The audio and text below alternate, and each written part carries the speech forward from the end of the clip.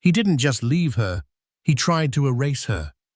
In front of the city's elite, Julian Vance held up his new fiancée like a trophy, a flawless glittering prize, while casting his ex-wife, Isabella, aside like a forgotten relic.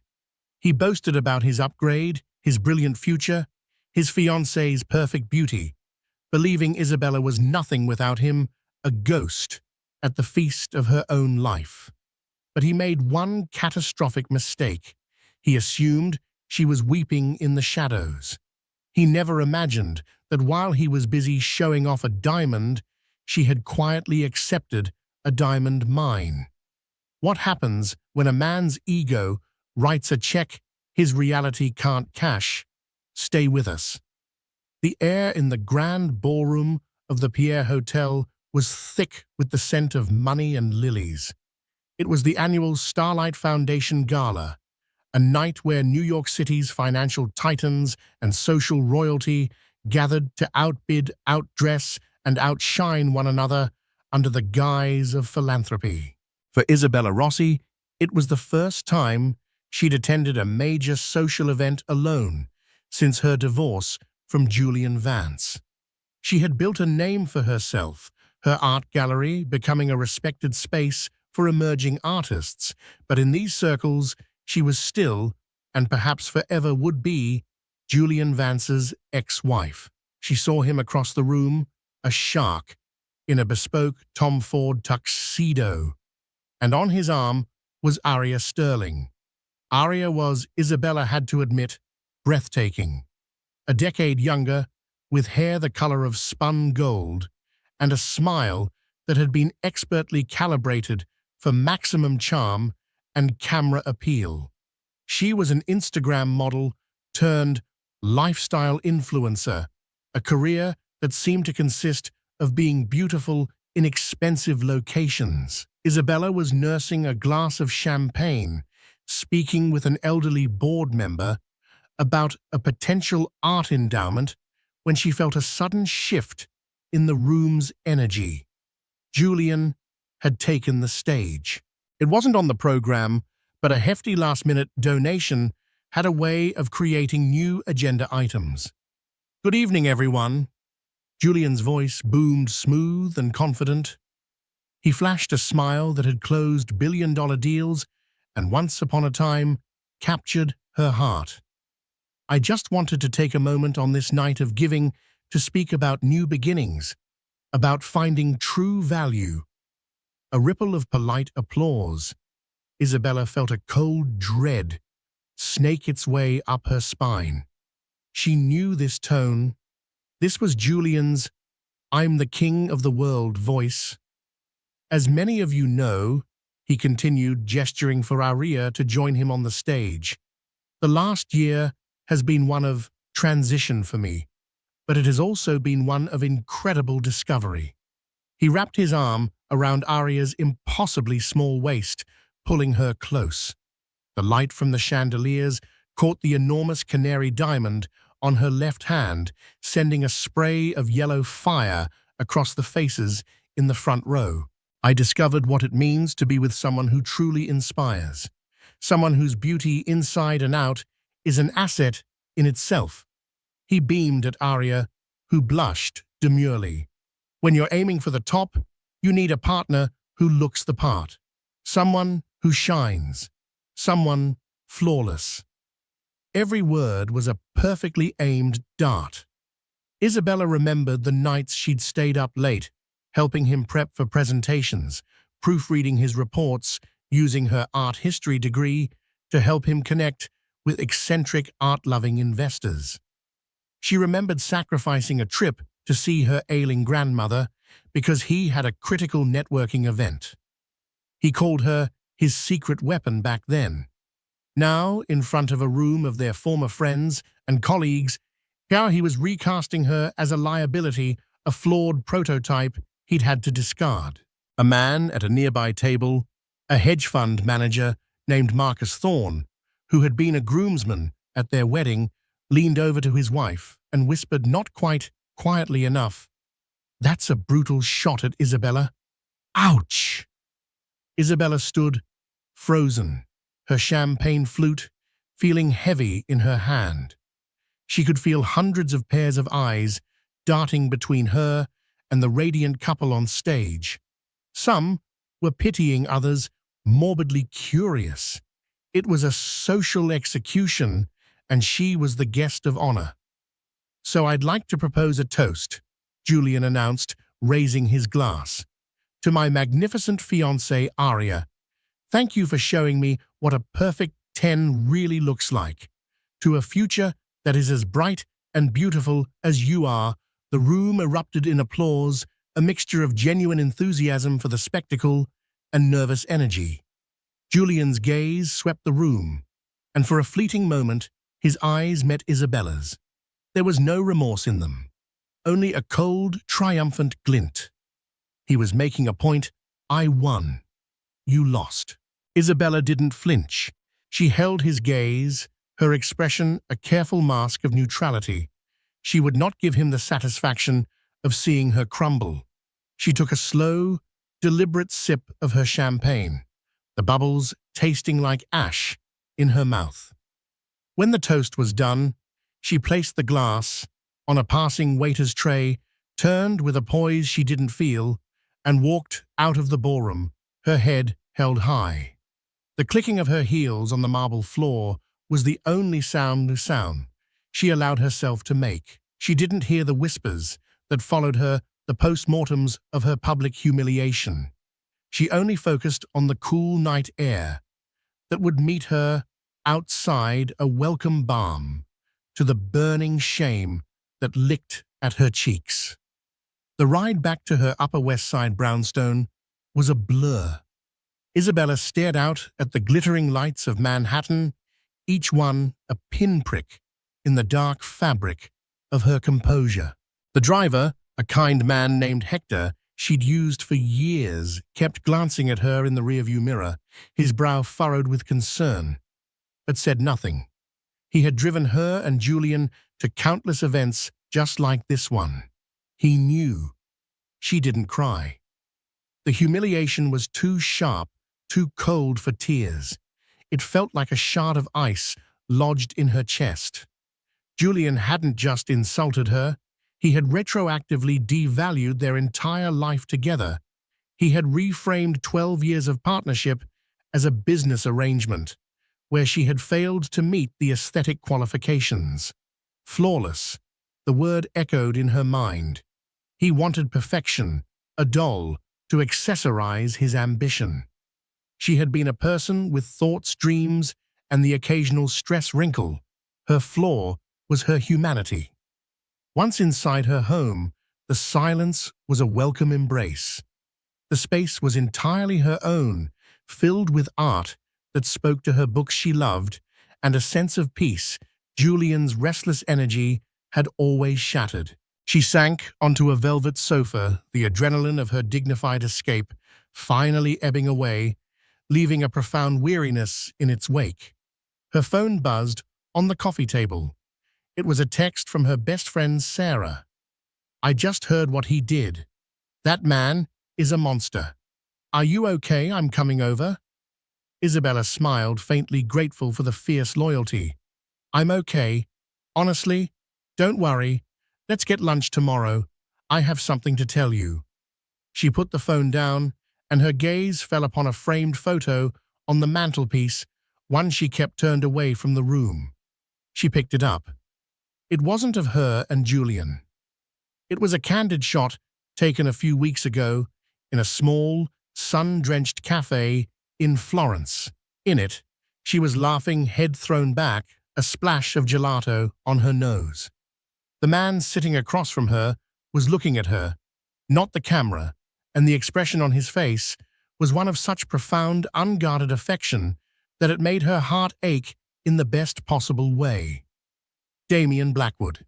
The name was an earthquake in the worlds of tech and finance, yet he was a ghost in the society pages.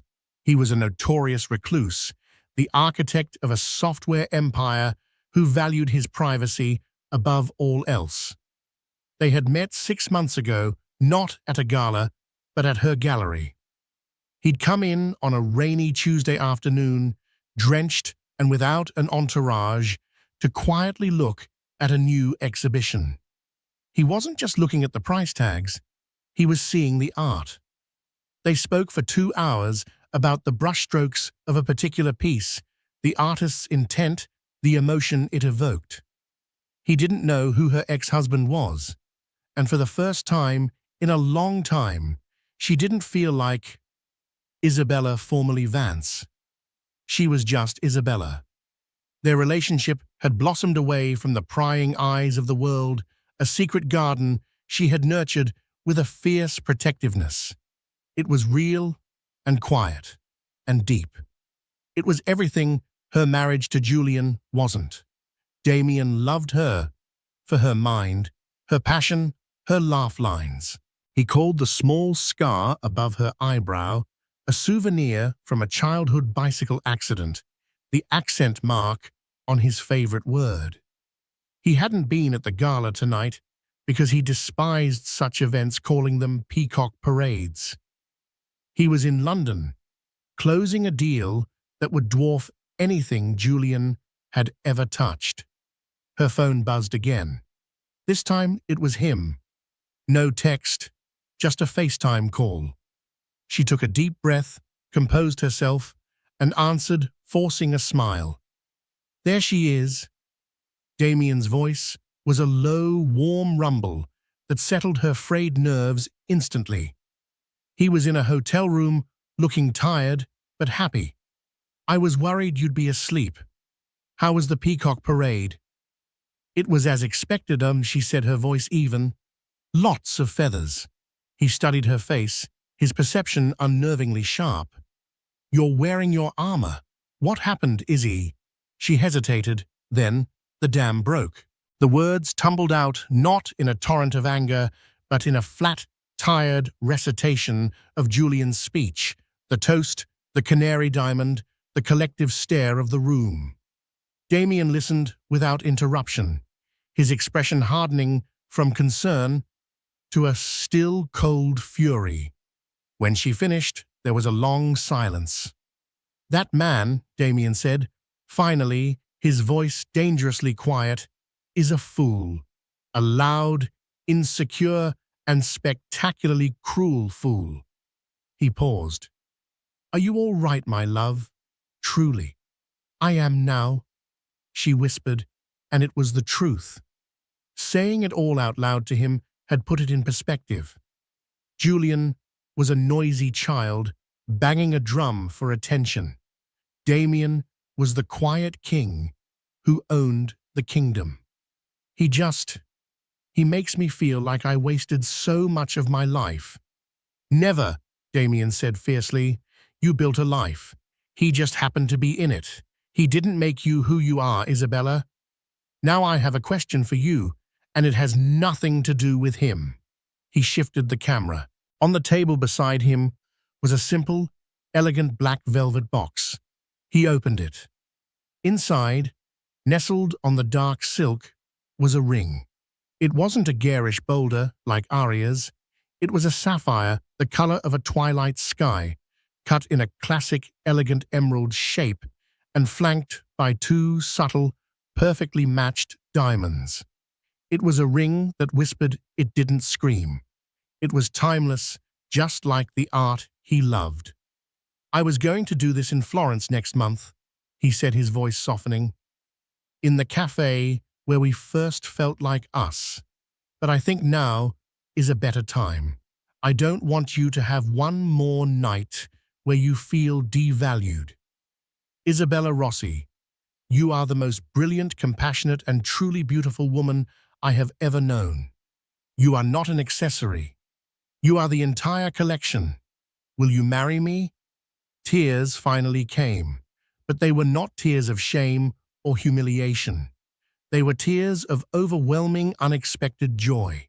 The ice in her chest melted away, replaced by a warmth that spread through her entire body.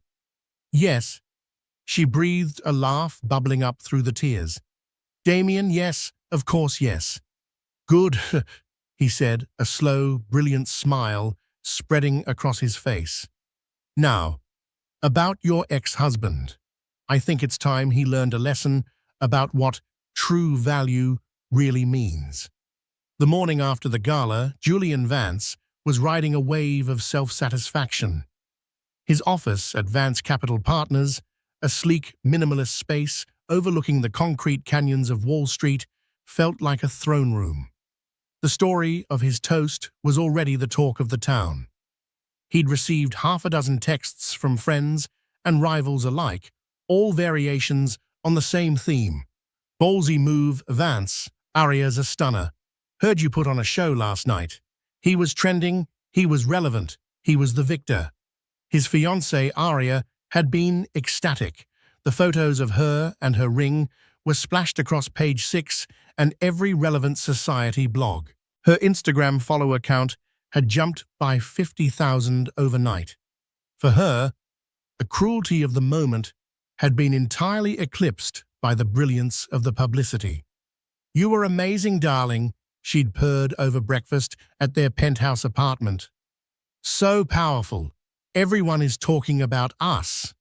"They're talking about a power couple," Julian corrected her, gently sipping his espresso. "That's the brand we're building." His focus today wasn't on social gossip, however.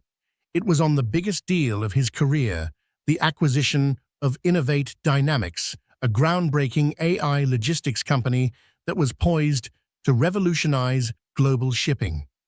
The company was privately held, notoriously picky about its partners, and its reclusive founder had been playing hard to get. But Julian was confident.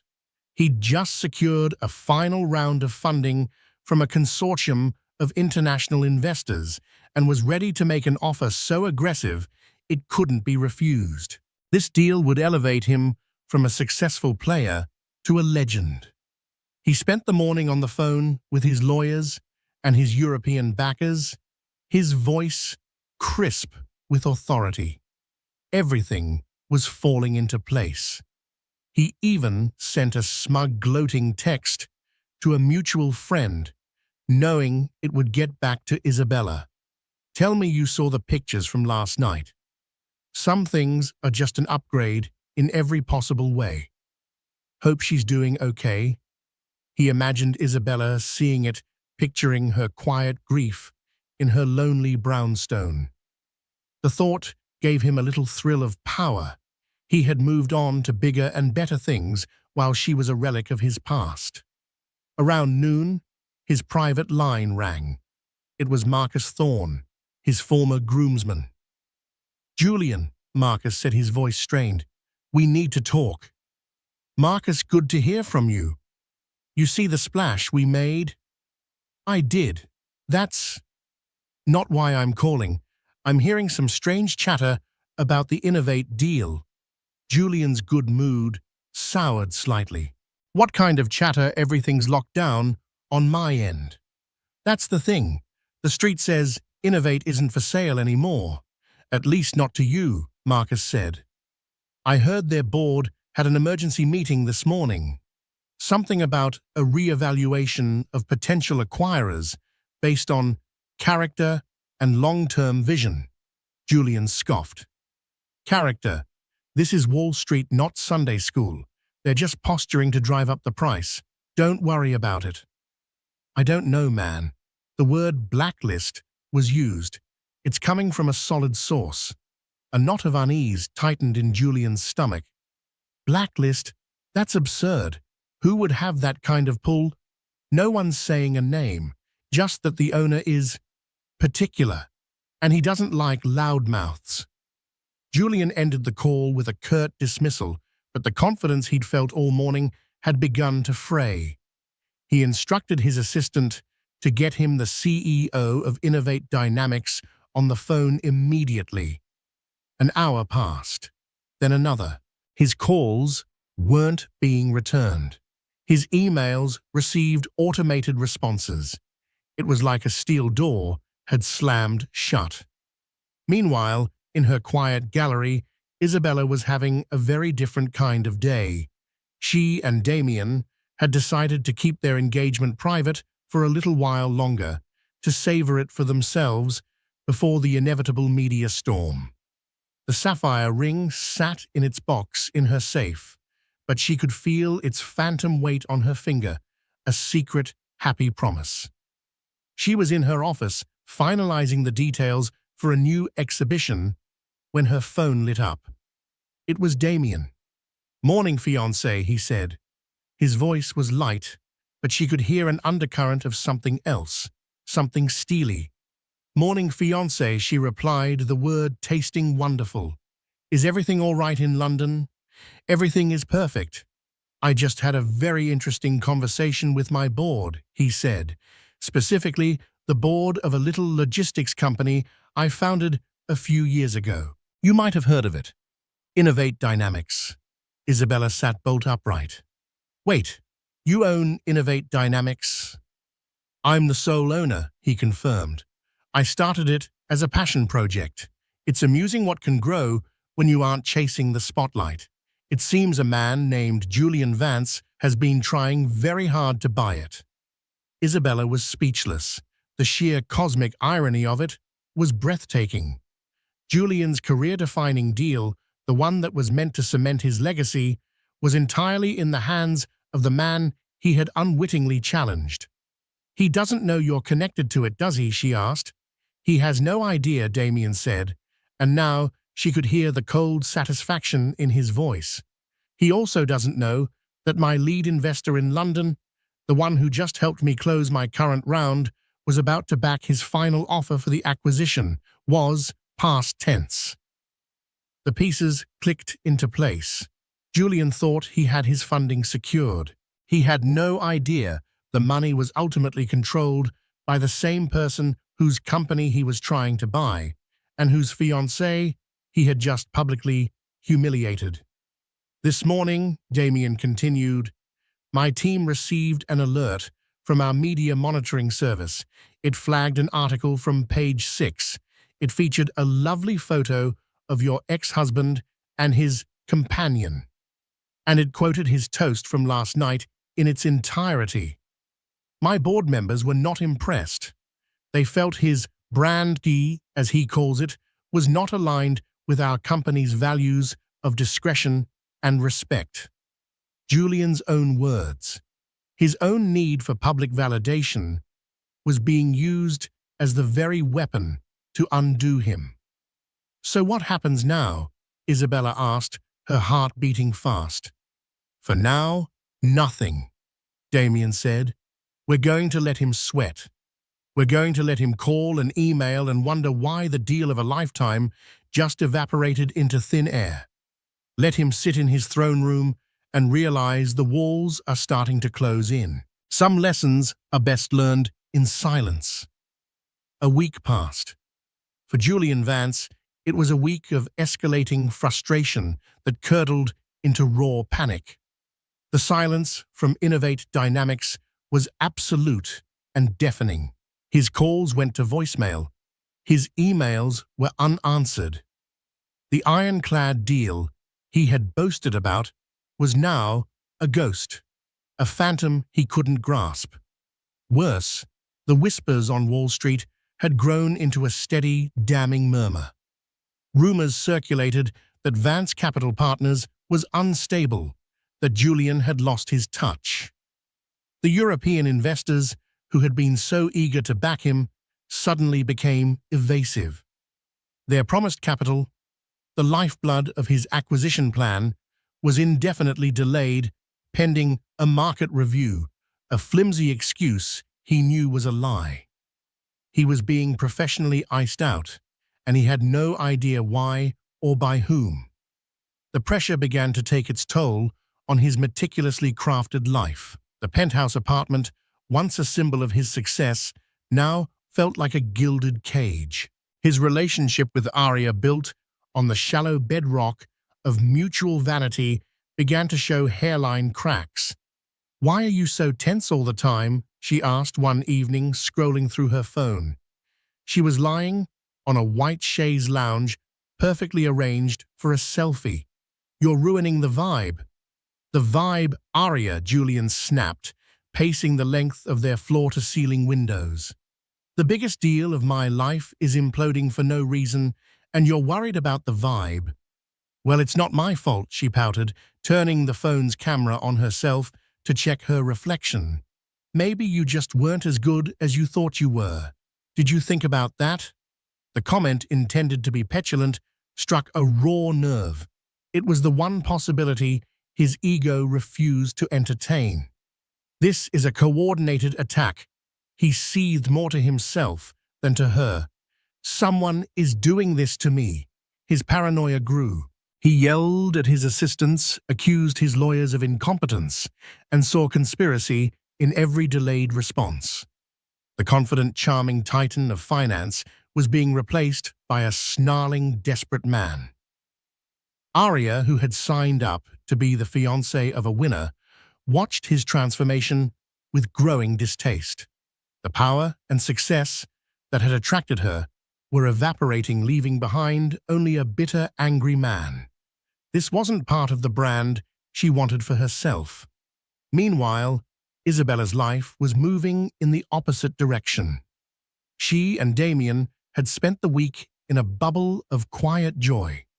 He had flown back from London, and they spent their evenings not at galas, but cooking together in her cozy kitchen, or taking long walks through Central Park after dark, unrecognized and untroubled. They talked about the future, not about assets and branding, but about values and dreams. He wanted to fund a foundation that would make art accessible to children in underserved communities, an idea born from her own passion. She wanted to travel with him, not to be seen, but to see the world. Their lives were weaving together, creating a tapestry rich with shared meaning and mutual respect. One evening, they were sitting by the fire in her living room when Damien's tablet chimed. He glanced at it, a frown touching his lips. "What is it?" Isabella asked. "It's the quarterly report from my family office," he said. "It lists all my direct and indirect holdings. There's something here I didn't realize." He turned the tablet to show her. It was a complex flowchart of investments and shell corporations. His finger rested on one box. Blackwood Holdings owns a majority stake in a Swiss private equity firm. That firm, in turn, is the primary backer of the European investor consortium that Julian was relying on for his Innovate bid. Isabella stared at the screen. "Oh, so the money he was counting on was your money all along?" "Effectively, yes. He was trying to buy my company with my own capital, and he never even knew it," Damien said, a grim sort of wonder in his voice. "The man's arrogance is matched only by his lack of due diligence." This was the final piece of the puzzle. It wasn't just that Damien owned the target company. He controlled the funding to acquire it. He had Julian in a financial pincer movement, and Julian was so blind he couldn't even see the jaws closing in. Driven by a desperate need for answers, Julian had hired a private investigator, an expensive ex-Mossad agent named Zev, to find out who was behind Innovate Dynamics. For days, Zev came up empty. The ownership was buried under layers of impenetrable offshore corporations. But Julian was relentless, paying an exorbitant fee for Zev to dig deeper. Finally, late one Friday afternoon, Julian got the call. "I have a name," Zev said, his voice gravelly. "It cost a fortune to get, and I had to break 3 different kinds of laws, but I have it." "Who is it?" Julian demanded, his knuckles white as he gripped his phone. "Who owns Innovate?" There was a pause on the other end of the line. The ultimate beneficiary, at the very top of the food chain, is a man named Damien Blackwood. The name hit Julian like a physical blow. Damien Blackwood, the tech billionaire, the recluse. He'd never met the man, but he knew the legend. Blackwood was in a different league entirely. He was old, money, new money, and every kind of money in between. Why would a man like that want to ruin him? They didn't travel in the same circles. They had no history. It made no sense. He hung up the phone, his mind racing. He now had a name for his tormentor, but the motive was a complete mystery. He paced his office, the feeling of powerlessness gnawing at him. He, Julian Vance, who prided himself on knowing everyone and everything, had been blindsided. He looked out the window at the city below, the city he had intended to conquer, and for the first time he felt small and very, very vulnerable. He had no idea the real reason for his downfall was sitting by a fireplace just a few miles uptown, her hand resting gently on the arm of the man who was quietly and systematically dismantling his world. Julian's obsession with Damien Blackwood consumed him. He ordered his team to compile a complete dossier on the man, every known investment, every rumored venture, every charity affiliation. The more he learned, the more insignificant he felt. Blackwood operated on a global scale that made Vance Capital Partners look like a child's lemonade stand. But the central question remained a maddening void. Why? Why would this financial titan target him? He couldn't find a single connection. No rival bids, no crossed paths, no social slights he could recall. He even had Zev the investigator dig into Blackwood's personal life, but the man was a digital phantom. There were no scandalous photos, no bitter exes, no public presence. The man's privacy was a fortress. Julian was fighting a shadow, and it was driving him insane. His deal was dead, his reputation was in tatters, and he was bleeding investors who no longer trusted his judgment. It was on a Tuesday morning, a miserable, rainy day, that matched his mood, that the bomb finally dropped. It didn't come in the form of a market crash or a legal notice. It came on the cover of Prestige, the city's most influential luxury lifestyle magazine, a publication more powerful than the Wall Street Journal for the circles in which Julian desperately wanted to remain. His assistant, a young woman he'd been terrorizing for weeks, placed the magazine on his desk with trembling hands. "Mr. Vance, I think you need to see this." Julian glanced at it dismissively and then froze. The cover was a masterpiece of understated elegance. It was a photograph of two people, not in a studio, but in what looked like a private garden, bathed in soft, natural light. A man with dark hair and a quiet, confident smile had his arm around a woman. The woman was leaning into him, her face alight with a serene, genuine happiness that Julian had never seen on her before. Her hand rested on his chest, and on her finger, a magnificent twilight blue sapphire seemed to pull all the light in the room toward it. The woman was Isabella. The man was Damien Blackwood. The headline in bold, sophisticated font read, "Silent Power, Damien Blackwood and Isabella Rossi on Love Art and the New Meaning of Success." Julian felt the air leave his lungs. It was as if the world had tilted on its axis. He snatched the magazine, his hands shaking as he flipped to the feature story. The article was a 10-page spread filled with stunning photographs of them at Isabella's gallery in the library of a sprawling country estate that was obviously Damien's, walking hand in hand through a Florentine piazza. The text was even more devastating than the images. It was a glowing profile positioning them as the city's new intellectual and cultural power couple. It detailed Damien's quiet philanthropy, his brilliant business mind, and his deep respect for Isabella's work. It praised Isabella's keen eye for art, her resilience, and her grace. It spoke of her new chapter after a difficult divorce, painting her not as a victim, but as a phoenix who had risen stronger and more brilliant than before. And then there was the quote from Damien. The journalist had asked him What drew him to Isabella?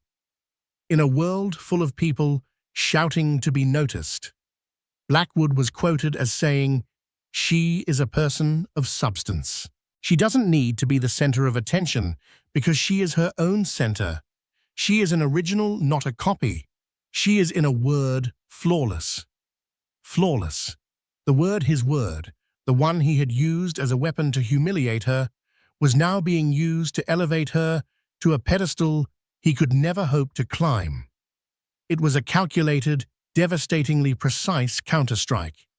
The article went on to announce their engagement, describing the sapphire ring not by its carat weight, but by its history, a rare, ethically sourced stone from a forgotten mine in Sri Lanka.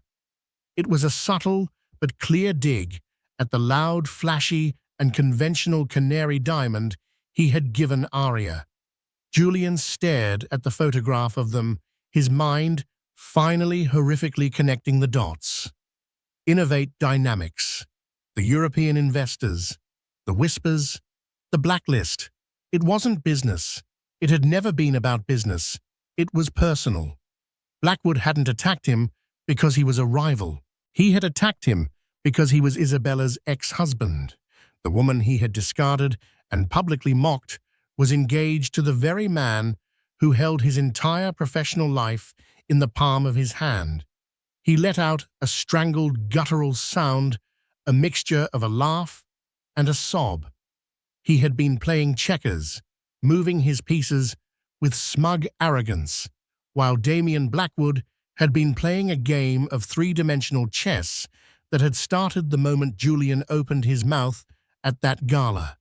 He had thought he was delivering the killing blow, when all he had done was announce his own execution. His office door creaked open.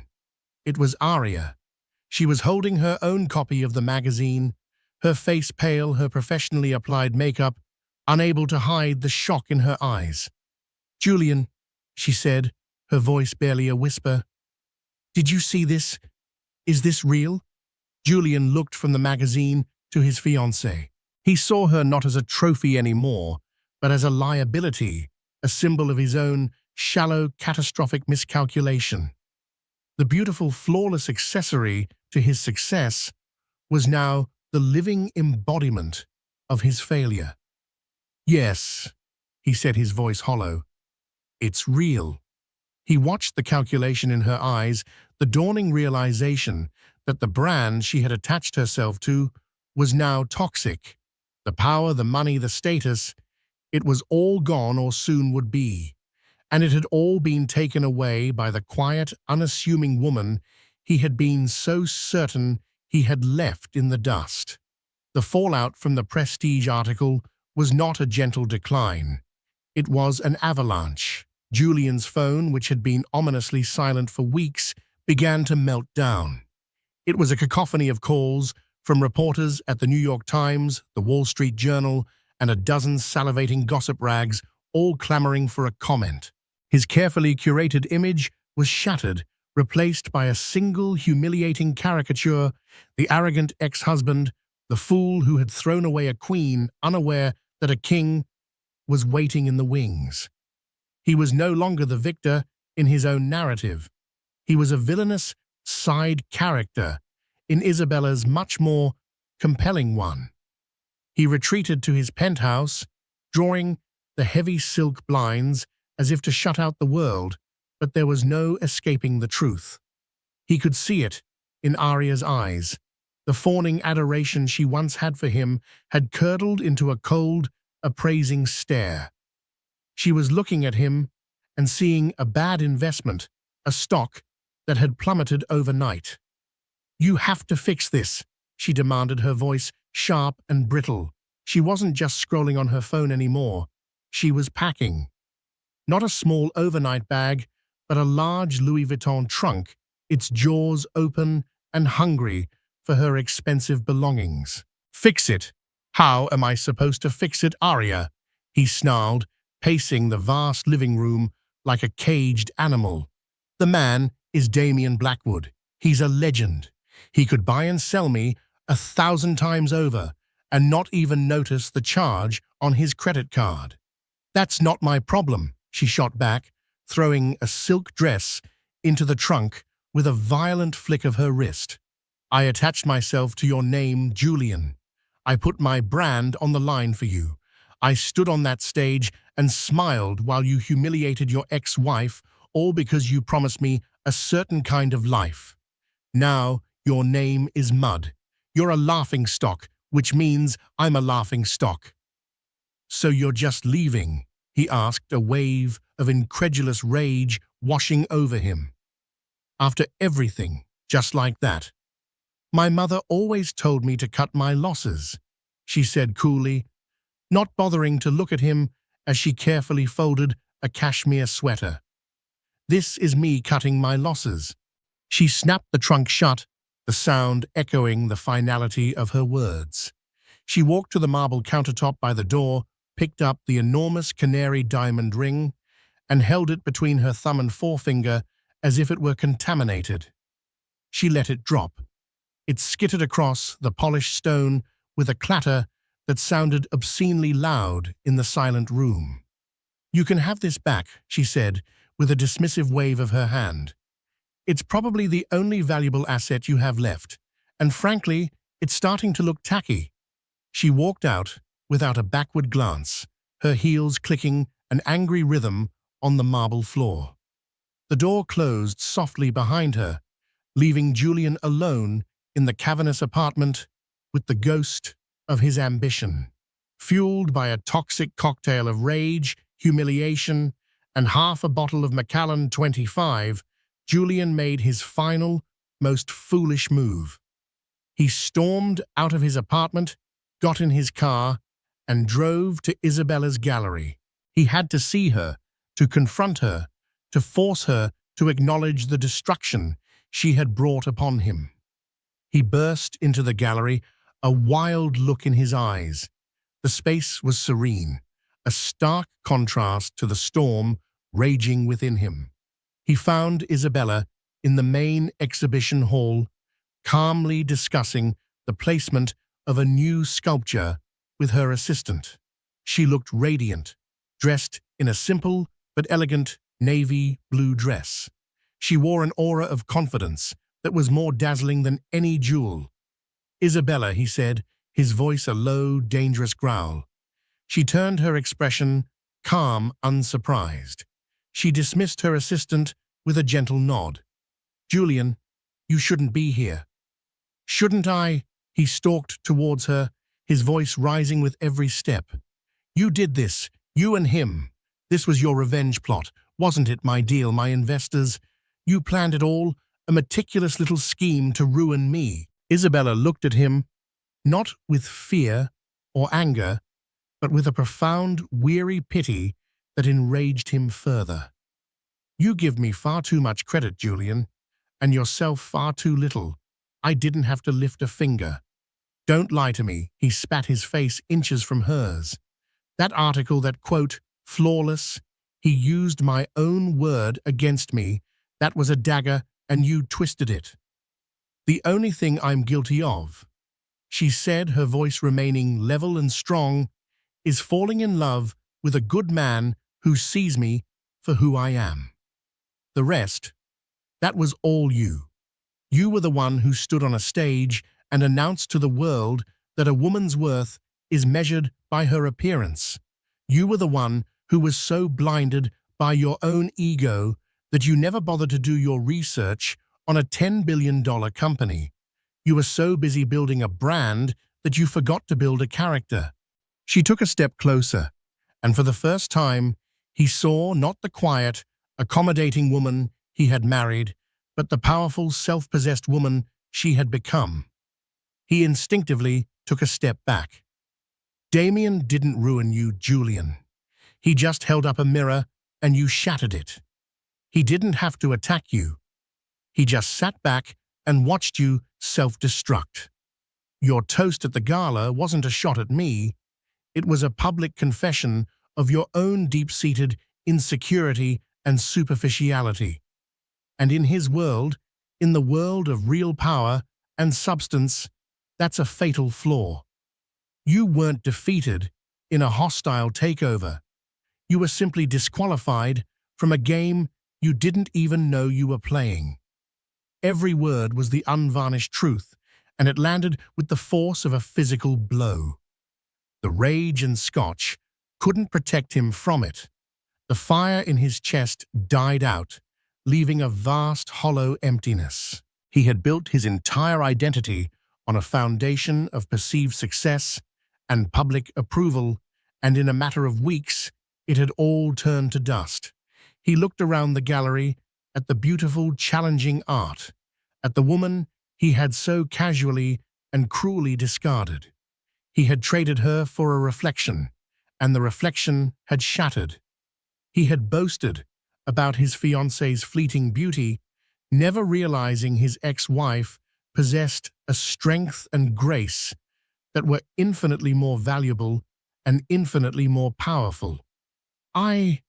He started, but the words wouldn't come. What was there to say he had lost?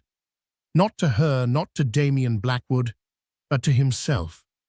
"You should go, Julian," Isabella said softly, turning her back on him to look at the sculpture. The conversation was over. His part in her life was finally and truly finished. 6 months later, the name Julian Vance was a ghost on Wall Street, a cautionary tale whispered in hushed tones at exclusive bars. Vance Capital Partners had imploded with spectacular speed, its assets liquidated in a fire sale to cover a mountain of debt. The sleek penthouse, once his monument to success, was sold at a humbling loss. Julian's last public sighting wasn't in the society pages, but in a grainy, candid photo snapped outside a restaurant in Greenwich, Connecticut. He was having lunch with his parents, the famous swagger, replaced by the weary, stooped shoulders of a man crushed by the weight of his own hubris. He stared into his water glass, avoiding the disappointed eyes of his father. He had learned the hardest lesson of all: the view from the top of a molehill is still just a few feet off the ground, and the fall is just as painful. For Isabella and Damian, life had become a masterclass in quiet, deliberate joy. Their wedding was the antithesis of the Starlight Gala. They married on a sun-drenched cliffside terrace in Positano, overlooking the glittering Tyrrhenian Sea. There were no press, no crowds, just 20 of their closest family and friends. Isabella wore a simple, breathtakingly elegant gown by a designer she had helped discover, and she carried a bouquet of olive branches and fragrant white peonies. Damian, in a tailored linen suit, looked at her as if she were the only person in the world. Their vows weren't about mergers or assets. They spoke of shared values, mutual respect, and the promise of a partnership built on truth. The only photographer was Sarah, Isabella's best friend, who captured moments of genuine laughter and stolen kisses, not posed tableaus for a magazine. Their life together became a seamless blend of their passions. The Art Start Foundation was not a vanity project. It was their shared mission. They poured tens of millions into creating state-of-the-art creative centers in public schools across the country. One afternoon, they visited the first completed center in the Bronx. They walked through a sunlit room filled with children painting, sculpting, and composing music on new computers. A young girl with paint-smeared cheeks proudly showed Isabella her vibrant canvas.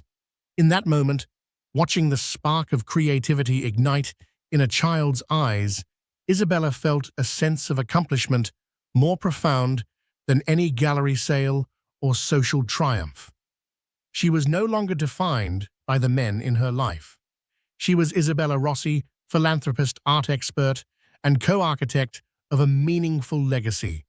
One crisp autumn evening, they stood on the terrace of their new home, a stunning, modern house overlooking the Hudson River, far from the city's frantic energy.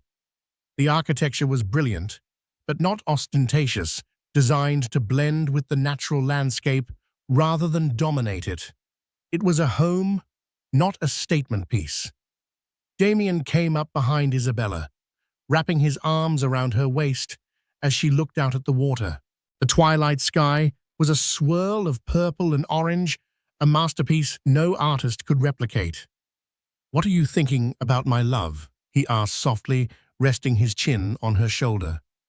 She was quiet for a moment, watching the lights begin to twinkle on the distant shore. "Do you remember that night, the gala?" "I try not to," he murmured into her hair. "But I will never forget the look in your eyes when I called you on FaceTime. The strength that was holding back so much pain. I felt so small," she confessed, her voice barely a whisper. "So erased. I think a part of me for 12 years had accepted his definition of value. I thought my worth was tied to his success. When he stood up there and said those things, it was like he was confirming my deepest, darkest fear that I was disposable." "And now," he prompted gently. Isabella turned in his arms to face him, her own eyes clear and bright. She reached up and touched the faint scar above his eyebrow, a gesture of intimate familiarity. "Now I know that my value was never his to define. It was always mine to own. My life with him wasn't a waste. It was a long, difficult, and ultimately necessary education. It taught me the difference between glitter and gold, between noise and substance, between a brand and a soul. In a way, his cruelty was a gift. It broke the last chain and set me free. It led me here, to you." Damien smiled, his eyes full of the same unguarded affection she'd first seen in that photo from Florence. "He was a fool, Isabella, a man dying of thirst while standing in a river because he was too captivated by his own reflection to see the life-giving water all around him. He never saw you." He leaned in and kissed her a kiss that was both passionate and peaceful, a testament to the quiet, unshakable world they had built together. It wasn't a life of drama or revenge. It was a life of purpose, partnership, and profound love. They had won, not by defeating an enemy, but by simply choosing to build a better world, one that had no room for the shallow cruelty of men like Julian Vance. The best revenge, they both knew, wasn't a cold dish served in public. It was a warm, beautiful life, lived well authentically and far, far away from the noise. In the end, this was never a story about revenge. It was a story about value. Julian Vance saw value in surfaces, in trophies, in the roar of the crowd. He built a life made of glass and was shocked when it shattered. Isabella, on the other hand, learned to find value in substance, in character, and in the quiet strength of her own heart. She built a life made of stone and created a legacy. Her story is a powerful reminder that true power isn't about who you can step on to get to the top, but about how many people you can lift up once you're there. If you were moved by Isabella's journey to reclaim her own narrative, please hit that like button to show your support. Don't forget to share this story with someone who loves a tale of empowerment and sweet, sweet karma. And most importantly, subscribe to our channel and ring that notification bell so you never miss another story of justice, drama, and ultimate triumph. Thank you for watching.